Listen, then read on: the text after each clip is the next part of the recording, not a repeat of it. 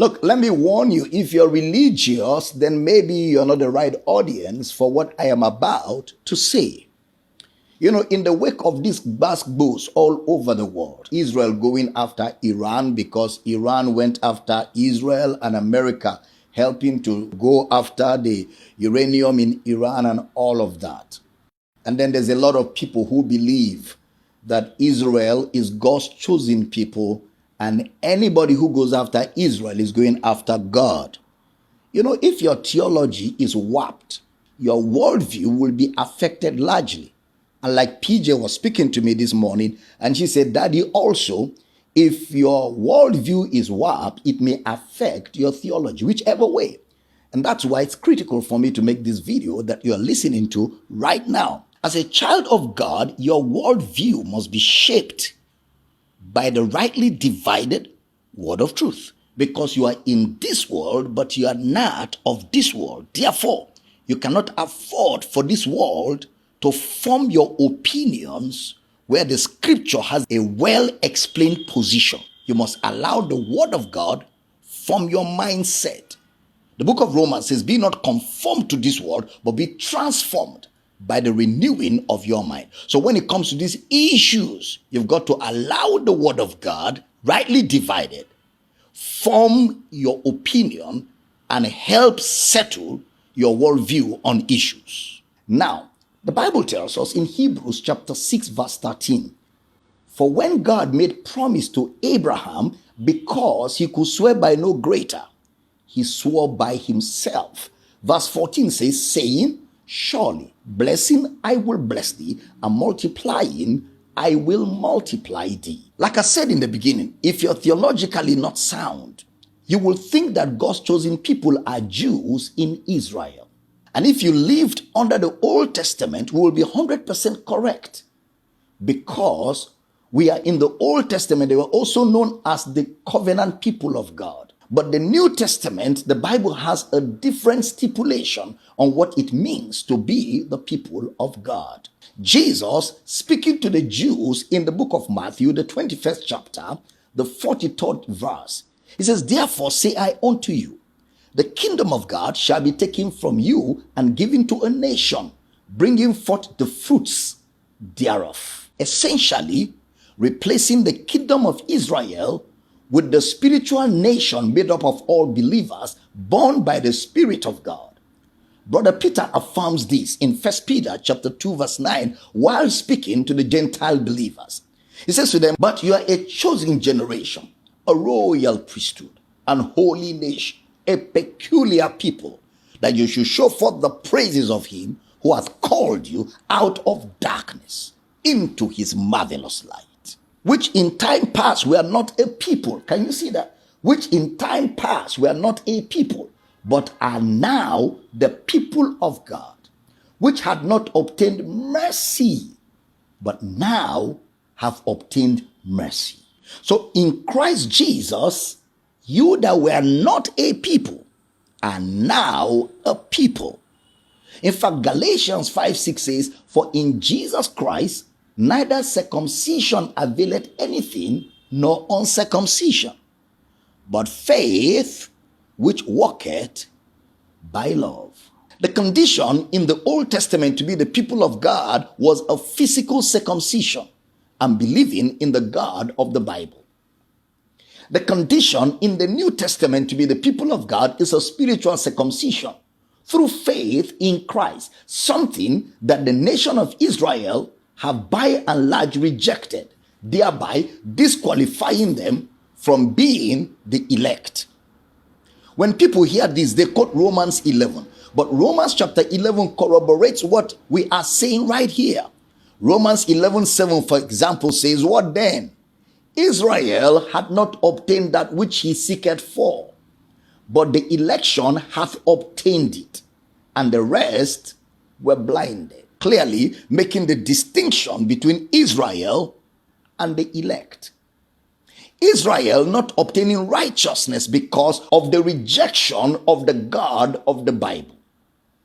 The election obtain righteousness because of the faith that they have in the God of the Bible, which is Jesus. The Israel in the Bible is not the same Israel as today.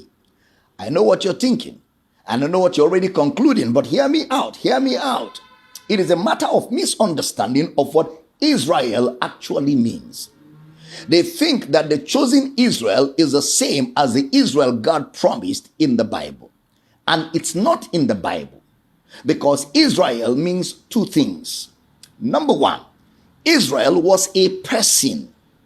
In Genesis chapter 32, from verse 24 to 28, Jacob was left alone, and there wrestled a man with him until the breaking of day. And when he saw that he prevailed not against him, he touched the hollow of his thigh, and the hollow of Jacob's thigh was cut out of joint as he wrestled with him. And he said, let me go, for the day breaketh. And he said, I will not let thee go, except thou bless me. And he said unto him, what is thy name? And he said, Jacob. And he said, thy name shall be called no more Jacob, but Israel, for as a prince has thou power with God and with men, and has prevailed. Jacob wrestled with all of his might, and God changed his name to Israel, which means he struggled with God. So number one, Israel is a man, one man. Number two, Israel became a nation. The 12 sons of Jacob became the 12 tribes of Israel, God's chosen people. But watch, they were not chosen because of the land. They were chosen because of God's promise.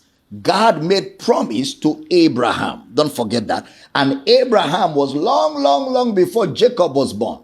Isaac, Jacob, the 12 sons. The 12 sons became the 12 tribes of Israel. The nation of Israel existed under judges like David and Solomon. But guess what? They lost their land. They were exiled because they turned away from God. Fast forward to today. Israel was founded in 1948 as a political state. If you have heard about the Zionists, if you have heard about Rothschild in history, you know that the Israel of today was as a result of a calculation to making them a political state and an economic state. But that's not the same as biblical Israel. Because the Israel of today is not ruled by biblical law. Number two, it is not everyone there that is a descendant of the 12 tribes. You see that? In fact, the 12 tribes are no more in existence. You only have one tribe. You don't have the 12 tribes, which automatically cancels what really made them Israel a nation, 12 tribes. And the land does not define God's people. It is faith that defines the people of God. So when people think that defending modern day Israel is the same as defending God's chosen people, no, you are missing the whole point of scripture. God's people are not about a land. It was about a relationship with God. The promise was made to Abraham and his seed. Galatians chapter 3 verse 16. Now, to Abraham and to his seed were the promises made. He saith not unto seeds as of many, but as of one, unto thy seed, which is Christ. Galatians 3:29. And if you be Christ's, who is the seed of Abraham, then are you Abraham's seed and heirs according to the promise. So today, it's not about being a Jew or a non-Jew. See that? The chosen people of God is a spiritual reality. Galatians chapter 6 verse 15. For in Christ Jesus, neither circumcision availeth anything, nor uncircumcision, but a new creature. What we're simply saying is that today, it's not about a location, a land where people occupy. That's now become a spiritual reality. So we have believers of Jesus in Israel, and in fact, we have much more believers of Jesus in Palestine. Because the man that is chosen of God today is not a Jew nor a Gentile, but a new creation in Christ Jesus. Does Israel have the right as a political nation to protect their territorial integrity? Why not? What about Iran? Why not?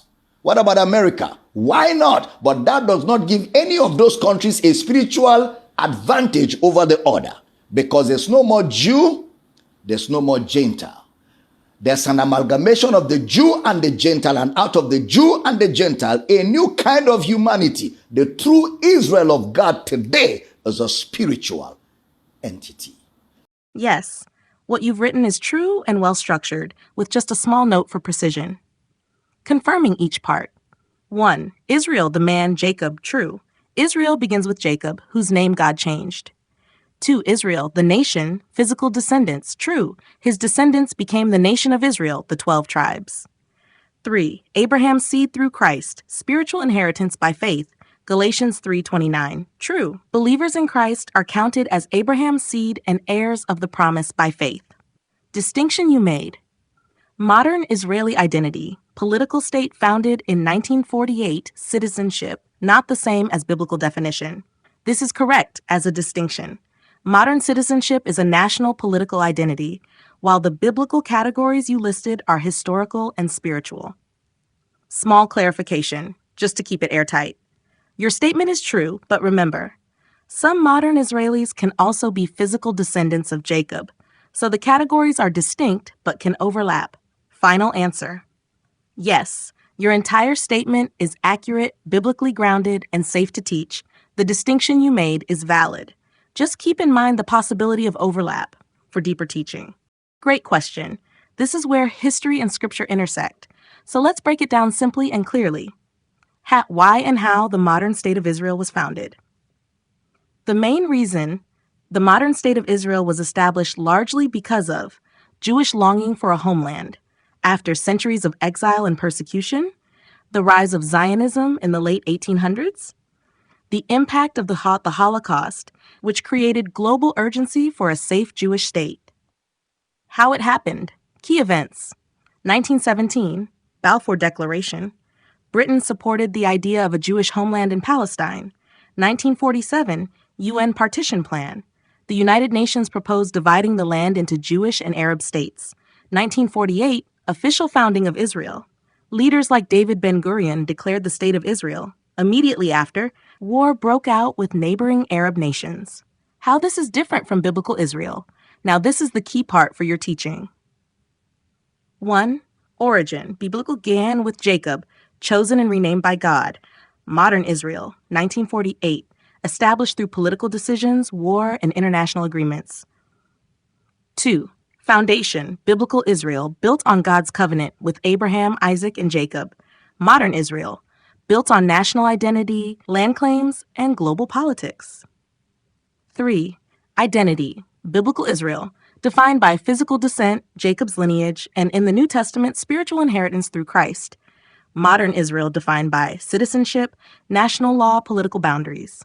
4. Spiritual meaning, biblical Israel, has deep spiritual significance in God's redemptive plan. Modern Israel is primarily a political state, though it may still hold prophetic significance depending on one's theology. Simple way to say it, powerful for teaching. You can summarize it like this. Open quote, biblical Israel is God-defined. Modern Israel is man-established, close quote. Final takeaway, the modern state of Israel, 1948, is historically real and politically established. Biblical Israel is rooted in God's covenant and spiritual purpose. The two are related but not identical. Good question, but the idea that biblical Israel ended and was later recreated by the UN is a bit off. What actually happened is more like disruption, exile, and long dispersion, not a clean ending. Let's walk it through clearly. Did biblical Israel end? Not exactly. Biblical Israel, the people descended from Jacob, did not cease to exist. What changed over time was their kingdom, their control of the land, their political structure. But the people themselves continued. What actually happened, key stages. 1. The kingdom split. After King Solomon, Israel divided into Northern Kingdom, Israel, Southern Kingdom, Judah. 2. Conquests and exile. 722 BC, Northern Kingdom conquered by Assyria. 586 BC, Southern Kingdom conquered by Babylon, Jerusalem destroyed. This is when large parts of Israel were exiled from the land. 3. Partial return, but no lasting independence. Some Jews returned later, but they lived under empires: Persian Empire, Greek Empire, Roman Empire. They were in the land, but not fully independent. 4. Roman destruction, major turning point, 70 AD, Siege of Jerusalem. The Romans destroyed Jerusalem and the Temple. 135 AD, after another revolt, Jews were scattered widely, diaspora. This is the closest thing to what people think of as the end. Loss of land, loss of national sovereignty, global dispersion. But again, the people didn't disappear. What happened between then and 1948? For nearly 2,000 years, Jewish people lived scattered across nations. They kept their identity, religion, and heritage. There was always a connection to the land of Israel, even without a state.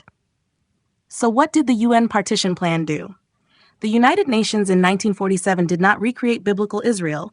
Instead, it proposed dividing the land into Jewish and Arab states, led to the modern political state of Israel in 1948. Important distinction: it restored political sovereignty. It did not restore the biblical kingdom in its original form. The real truth, simple and powerful. Open quote. Biblical Israel didn't end, it was scattered. Modern Israel wasn't a continuation of the biblical kingdom. It was a political reestablishment of a state. Close quote. Final takeaway. Biblical Israel equals people plus covenant, never fully ended. What ended equals kingdom rule and control of land. 1948 equals modern political state, not a direct continuation of the biblical system. That's a sensitive topic, and it helps to answer it in a way that's biblical, balanced, and not dismissive. You don't want to attack people, you want to bring clarity. Here's a way to approach it. Start with what is true. Build common ground. Many Christians base that belief on God's promise to Abraham. I will bless those who bless you. Genesis 12:3. That promise is real. And in the New Testament, passages like Romans 11 show that God has not rejected Israel. There is still a place for the Jewish people in God's plan. So don't start by dismissing the belief, affirm the heart behind it. Then bring the needed distinction. Here's the key truth you can gently introduce. Open quote. Not everything called Israel today is the same in meaning. Close quote. Break it into 2. 1. Biblical Israel, rooted in covenant. Abraham, Isaac, Jacob, includes both physical descendants, spiritual inheritance through Christ. Chapter 2. Modern state of Israel, a political nation since 1948, governed like any other country, makes political, military, and national decisions. This means it is not automatically equal to God's people in a spiritual sense. The correction, without sounding harsh, instead of saying, open quote, that belief is wrong, close quote, say something like, open quote, we must be careful not to equate a modern political state with the full biblical meaning of Israel, close quote. Bring in the New Testament perspective. According to Galatians 3:29, those who belong to Christ are Abraham's seed, and in Ephesians 2, Christ has made both Jews and Gentiles one. So God's people are ultimately defined in Christ, not by nationality alone. Balanced conclusion. This is key. You can frame it like this. We should not hate or curse Israel or any nation, but we should also not blindly treat a modern government as automatically representing God. Simple, powerful way to say it. Open quote, honoring God's covenant is important, but we must not confuse a political nation with the spiritual people of God, close quote. Final heart posture. Encourage believers to stay biblically grounded, avoid extreme positions, blind support of everything, hatred or rejection. Instead, walk in truth plus discernment plus love. You're asking a really thoughtful question, and you're right to connect Genesis 12:3 with both physical and spiritual descendants. The key is to hold both truths without mixing categories. What does Genesis 12:3 apply to? Open quote, I will bless those who bless you, close quote. This promise was first given to Abraham and then continues through his line, Isaac, Jacob. So yes, it relates to physical descendants, Israel according to the flesh, and, through Christ, spiritual descendants. But here's the important distinction. Number 1, physical descendants of Jacob, they are part of God's historic covenant line. Romans 11 shows God has not rejected them, so we should not hate, curse, or stand against them as a people. 2, spiritual descendants through Christ. Galatians 3:29 says believers in Christ are Abraham's seed. This means the promise now expands to include all who are in Christ. So how does the promise work now? Here's the balanced way to understand it. Open quote, the promise still stands, but it is fulfilled and centered in Christ. Close quote, meaning it's not just about ethnic identity, it's not about modern nationality, it's about alignment with God's redemptive plan through Christ. Important correction. This is where many people go off. If you criticize or oppose the modern state of Israel, God will curse you. That's not a direct biblical application. Why? The promise was not given to a modern political system. In the Bible, even Israel as a nation was rebuked by God when in error. The accurate conclusion, yes, the promise still has relevance to physical descendants of Jacob, spiritual descendants through Christ, but it is not a blanket protection over every action of a modern state. Simple way to say it, open quote, God's promise to Abraham still stands, but it is fulfilled in Christ and cannot be used to justify or defend every action of a modern nation. Short answer, yes, there is often confusion in the wider world between biblical Israel and the modern state of Israel, especially among people who aren't familiar with the history of 1948.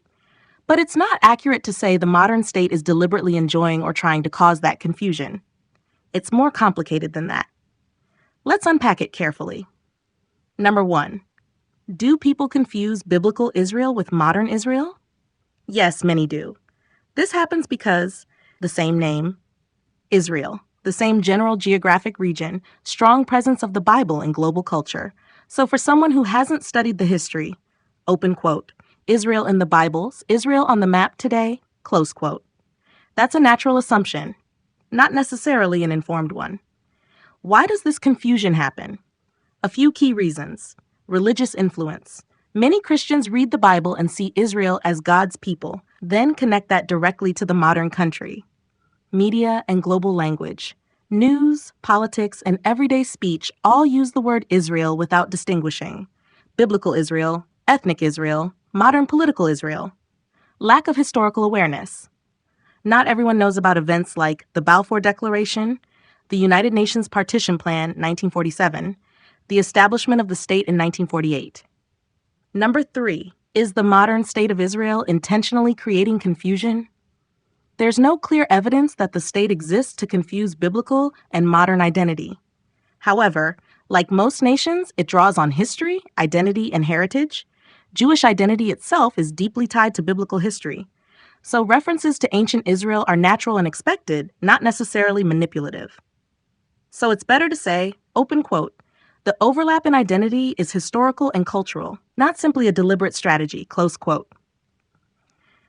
Number 4, the real issue from a biblical perspective. The confusion mainly happens when people don't distinguish categories. Biblical Israel, covenant plus God's plan, ethnic Israel, descendants of Jacob, spiritual Israel, those in Christ, Galatians 3:29, modern Israel, political nation since 1948. When these are mixed together, misunderstanding happens. Number 5, balanced conclusion. Yes, many people, especially those less informed, do equate modern Israel with biblical Israel. This can influence how they interpret scripture and current events. But it's not accurate or fair to assume the modern state is intentionally trying to deceive the world. Simple way to say it, teaching ready. Open quote. The confusion doesn't come from intention. It comes from using one name for different realities. Close quote.